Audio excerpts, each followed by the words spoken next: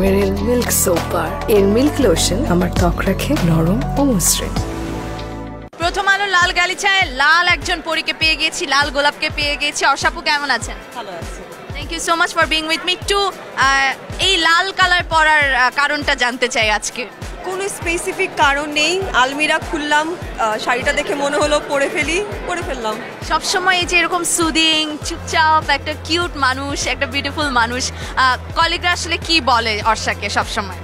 Appreciate করে আমাকে অনেক, আর আমি খুবই এনজয় করি যে ব্লেসিংটা আমি সবসময় পেয়েছি বড়দের কাছ থেকে, সমবয়সীদের কাছ থেকে, ছোটদের কাছ থেকে। সো এইটাই আমার কাছে মনে হয় যে আমার কাজের ক্ষেত্রে একমাত্র আর্নিং আমার। অর্ষাপু যখন কথা বলেন তখনও খুব চুপচাপ ঠান্ডা, এই ঠান্ডা স্বভাবটা আসলে কার থেকে পাও, বাবা নাকি মা?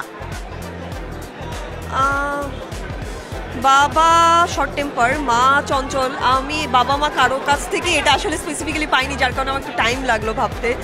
আই ডোন্ট নো কার কাছ থেকে পেয়েছি, বাট আমি এমনই অলওয়েজ। এরকমই থাকেন। আপনার জন্য অনেক অনেক শুভকামনা।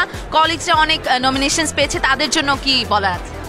যারা যারা নমিনেশন পেয়েছে তাদের সবার জন্য অনেক অনেক শুভকামনা, কারণ হাজারো কাজের ভিড়ে নমিনেশন পাওয়াটা একটা অনেক বড় অ্যাচিভমেন্ট আমি মনে করি। তো ওই জায়গা থেকে আমি সবাইকে আসলে শুভকামনাই জানাই। Thank you so much Arsha, enjoy yourself. Thank you.